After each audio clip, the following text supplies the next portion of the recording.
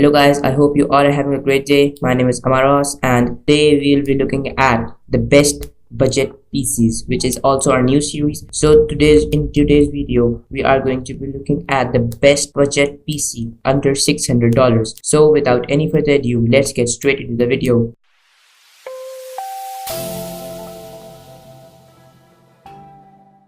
The first part on our list is the CPU or the processor. I'm going with the AMD Ryzen 3 1300X because this is the best budget gaming CPU in the market right now. It is a quad-core CPU and is clocked at 3.5 GHz and can be boosted up to 3.7 GHz, and it will provide you a very smooth and beautiful gaming experience and it won't disappoint you. So the next part on our list is the graphics processing unit or the GPU. So for the GPU, I'm going with the NVIDIA GeForce GTX 1050 Ti. You can as well go with the GTX 1050, but the Ti provides you a better experience and it contains 4 GB of VRAM. So it will be a great experience for gaming with this graphic card and it won't disappoint you.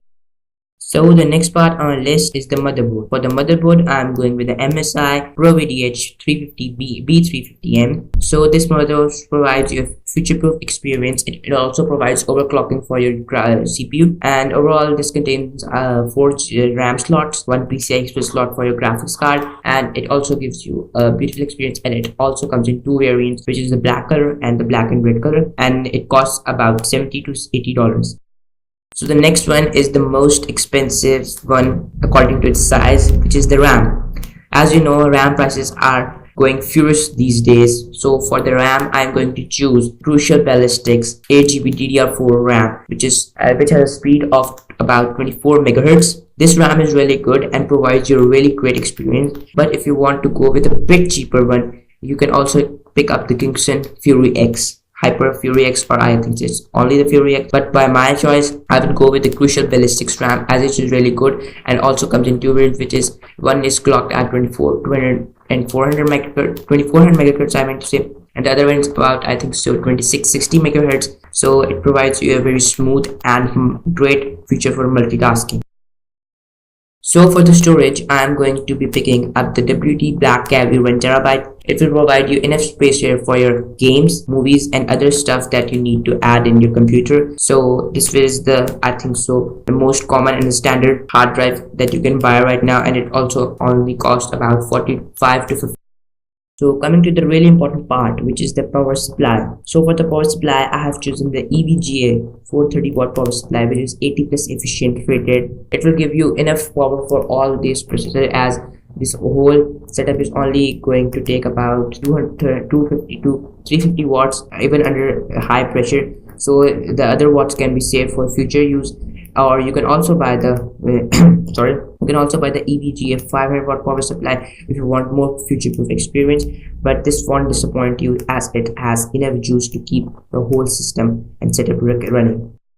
So now comes the fanciest part of our build, which is the case. So I'm going with the DIY PC case, which is the Vision 3 BG Black one. It has 4 pre-installed fans, which will keep your system really cool, and it may even overcool your system. And it also comes with the RGB lighting on the fans, and it is also really great. Yes, it can have a good cable management, and it can also support and keep all your motherboards, graphic card and RAMs in place. And it comes in 2 variants, which is the sea blue or the light blue color, and one with the normal dark blue color. So be sure to check this one out, and you can also even choose whatever case you want, but be sure that the motherboard fits in that case. But this one is the best one. It is also fancy and also provides cooling experience for your setup.